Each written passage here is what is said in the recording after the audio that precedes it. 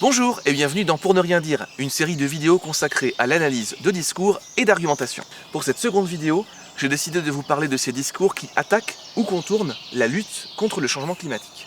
L'écolo-bashing et le greenwashing.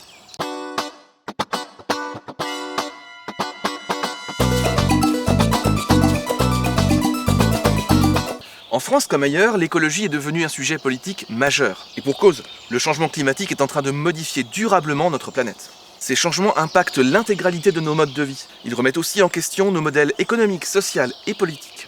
En bref, à moins d'être un farouche négationniste climatique, il est clair que notre avenir se joue entièrement sur l'écologie. On ne va pas revenir sur les évidences, mais il est bon de les rappeler. Malgré les alertes incessantes du GIEC et d'autres études scientifiques, les efforts des États restent largement en dessous de ce qu'il faudrait faire pour lutter efficacement contre le changement climatique. Pourtant, les sujets ne manquent pas. Biodiversité, agriculture, pollution, surconsommation et transport rythment l'urgence des décisions à prendre. Mais alors, qu'est-ce qu'on a fait ces dernières années pour répondre à cette urgence ? En France, le président Emmanuel Macron en a profité pour lancer une initiative démocratique originale et louable. En octobre 2019, il inaugure la Convention citoyenne pour le climat, qui regroupe 150 citoyens tirés au sort. Cette convention est chargée de proposer des mesures pour lutter contre le changement climatique, en se basant sur des faits scientifiques. Hélas, en 2021, la loi climat, qui est censée s'inspirer directement de ces travaux, est totalement en deçà de ce qu'il faudrait faire. Cette loi ne répond ni à cette initiative démocratique, ni aux objectifs internationaux fixés par les États de la planète. Donc on trompe à la fois les citoyens et les États partenaires ? Exactement, c'est ce qu'on pourrait appeler une véritable opération de greenwashing législatif. En gros, il s'agit de verdir un ensemble de dispositions et de lois, alors que leur impact sur le changement climatique est en fait relativement pauvre. Plusieurs lobbies ont pesé dans la constitution de cette loi et ont malheureusement largement balayé les propositions de la Convention citoyenne pour le climat. Et pourquoi cette résistance ? Qu'est-ce qu'on attend pour agir ? Pourquoi tant de greenwashing ou même d'écolo-bashing ? Il faut savoir d'abord distinguer les deux phénomènes car ils sont bien distincts. L'écolo-bashing consiste à taper sur des écologistes, qu'ils soient élus, militants ou citoyens, en réduisant leurs actions à des arguments absurdes. Le greenwashing en revanche est beaucoup plus pernicieux. Il n'attaque pas l'écologie, mais se l'approprie pour des questions d'apparence et de communication. Comment peut-on savoir s'il y a tromperie sur la marchandise ? Comment peut-on aller vérifier ? Le greenwashing est compliqué à évaluer car ce n'est pas toujours facile de vérifier l'adéquation entre discours et action en matière d'écologie. D'abord, il y a le greenwashing de pure communication. Celui-ci consiste à jouer sur des codes et des signes associés à l'écologie pour vendre un produit, un service ou un programme politique. Parmi les exemples de greenwashing, on peut citer celui de la chaîne de fast-food McDonald's en France. D'ailleurs en France, mais pas forcément ailleurs, McDonald's a verdi l'image de son logo pour jouer sur les codes et les couleurs qui l'éloignent progressivement de la malbouffe. Et plus récemment encore, McDo a entrepris des campagnes de communication sur l'origine de sa viande ou le recyclage de l'huile de friture. Ces campagnes ne mentent probablement pas sur les actions menées par McDo, bien sûr. En revanche, la nourriture qu'on sert dans ces restaurants est toujours aussi mauvaise pour la santé. Mais peut-on parler de greenwashing pour autant ?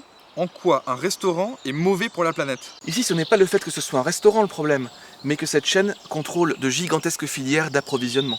Et ces filières, au-delà du cas McDo, posent problème pour le climat. La production de viande de bœuf, le transport de matières premières ou l'usage de pesticides sur les cultures sont autant de paramètres qui pèsent au niveau écologique. La viande de bœuf, par exemple, pèse de manière énorme sur la consommation d'eau et la production de CO2. Or, les restaurants de hamburgers en vendent énormément, évidemment. Et c'est compté sans la question cruciale du bien-être et des droits des animaux qui doit évidemment aussi rentrer dans l'équation. Mais mis à part la viande bovine, y a-t-il d'autres secteurs touchés par le greenwashing ? On peut en citer plusieurs. Il y a les produits de propreté domestique par exemple, qui ont énormément verdi leur image en matière de communication. Les marques de fast fashion ont également mis en scène toute une série d'engagements. Mais elles continuent de produire à bas coût, avec énormément d'eau et en utilisant des modes de transport extrêmement coûteux en énergie. Et on peut également citer le sucrier français Daddy, qui a lancé une énorme campagne de communication en mode greenwashing au moment même du lobbying sur les pesticides néonicotinoïdes. À ce moment-là, ils n'ont pas hésité à transformer le packaging de leur sucre pour jouer sur les codes du papier craft. En plus de ça, le message était de dire que le sucre venait d'une plante, la betterave, et que donc le sucre pouvait être assimilé à un produit végétal. Mais tous ces gens ne reculent devant rien pour vendre leurs produits finalement. Mais nous ne sommes quand même pas dupes à ce point-là, non ? Bah ça dépend. Il faut savoir que l'économie pèse lourd dans les lenteurs par rapport aux mesures à prendre pour contrer le réchauffement climatique. Derrière certaines filières, ce sont des centaines de milliers d'emplois qui sont directement concernés.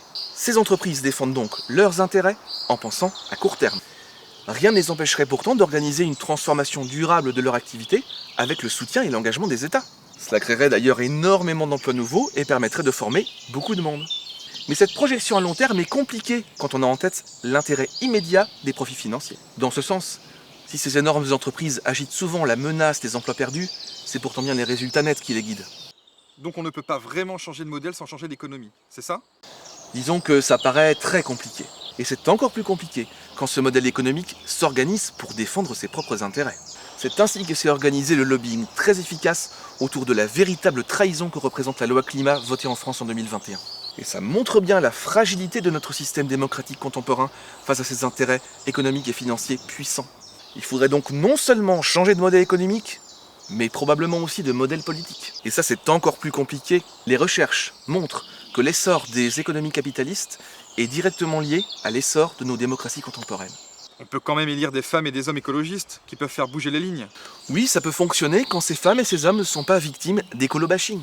Alors attention, faire de l'écolo-bashing ne veut pas dire qu'on est forcément climato-sceptique. D'ailleurs, même parmi les conservateurs les plus frileux, le consensus sur le réchauffement climatique est malgré tout relativement répandu.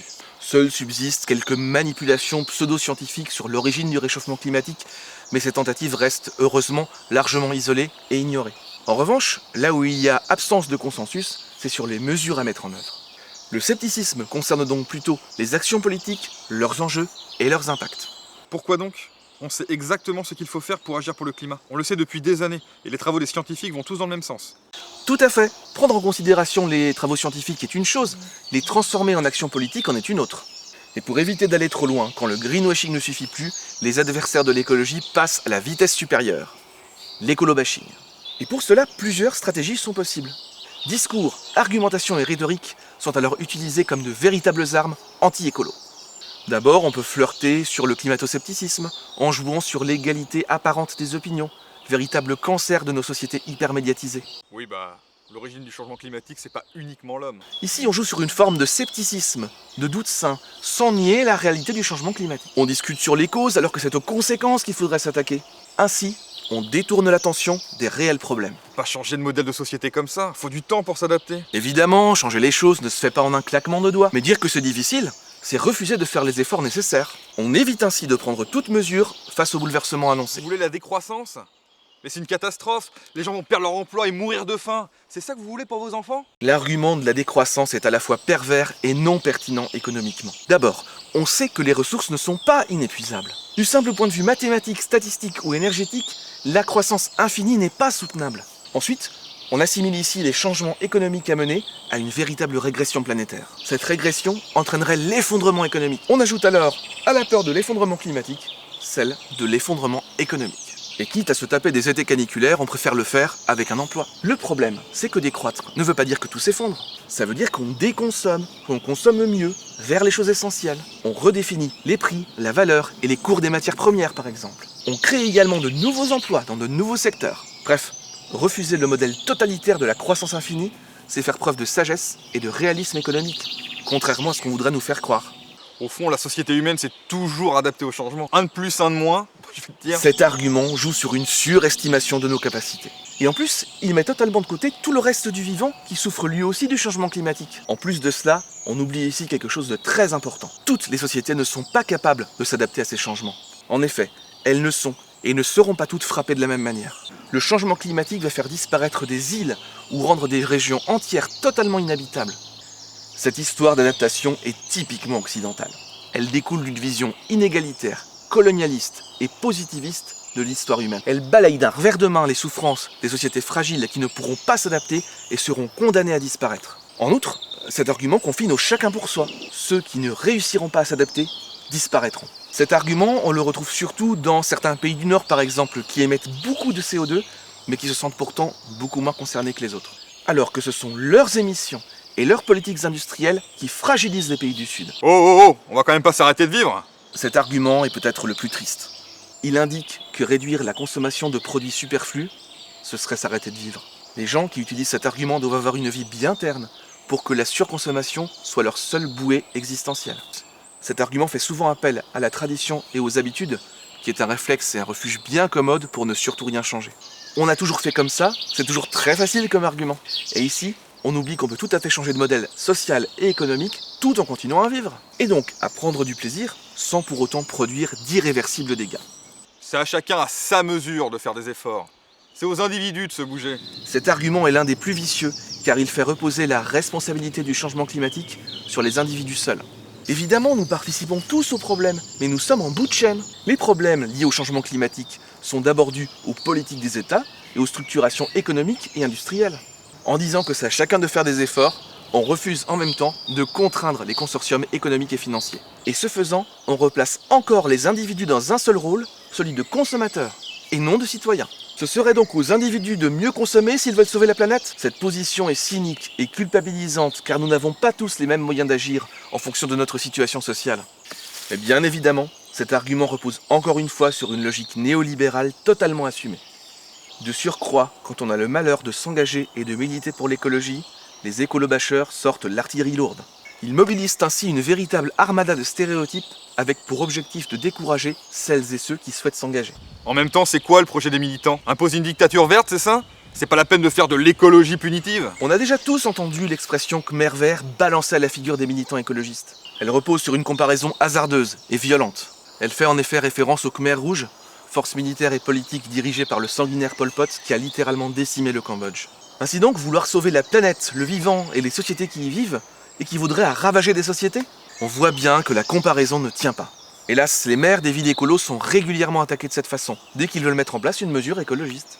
Certains journaux, comme Valeurs Actuelles, en ont même fait une spécialité maison. C'est exactement la même chose pour l'argument de l'écologie punitive, par exemple. Arrêter de faire certaines choses maintenant, c'est justement éviter de se punir plus tard, quand nous n'aurons plus les moyens de faire face aux catastrophes. Bon, ok, peut-être pas des Khmer verts.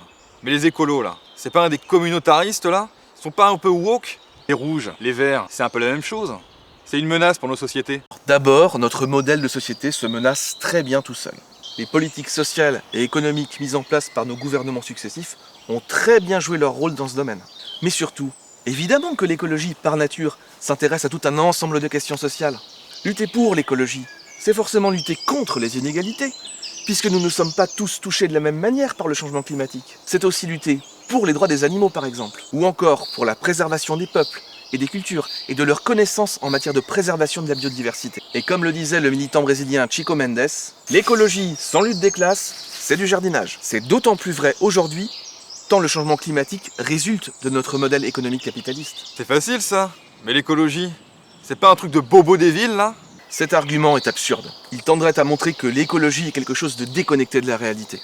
En gros, ça voudrait dire que les habitants de la campagne, qui seraient a priori plus proches de la nature, trouveraient l'écologie absurde. C'est bien évidemment faux. Ce type d'argument joue sur une double représentation fantasmée, à la fois de la ruralité de la campagne, mais aussi des classes aisées urbaines. Alors qu'en réalité, l'écologie concerne littéralement tout le monde. Dans la ville comme à la campagne, il y a des défenseurs de l'écologie et des opposants à l'écologie.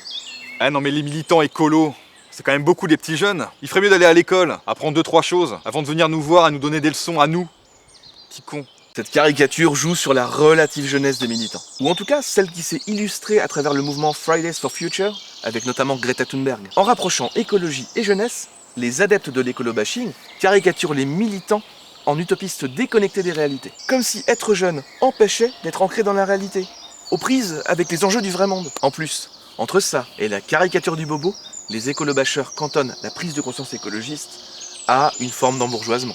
Ouais, bon. En d'autres termes, les écologistes seraient jeunes, bourgeois et déconnectés, et donc soi-disant éloignés des vraies attentes des classes populaires ou d'autres communautés. Cet argument circule malheureusement beaucoup et repose en partie sur la taxe sur l'essence qui avait, entre autres, lancé le mouvement des Gilets jaunes. Même si on sait bien que cette taxe n'était que le déclencheur d'un malaise bien plus profond et que les Gilets jaunes venaient d'origines sociales très diverses. Ah, on les entend beaucoup, les écolos. Ah ça, pour piailler, ça piaille. Mais concrètement, non, parce que leurs solutions réalistes, on les attend toujours. Et pourtant, les solutions réalistes, il y en a à l'appel. Des expérimentations écologistes, à la ville ou à la campagne, il y en a énormément. Et de plus en plus, associations et militants s'engagent et mettent en place des solutions réalistes, concrètes et créatrices d'emplois.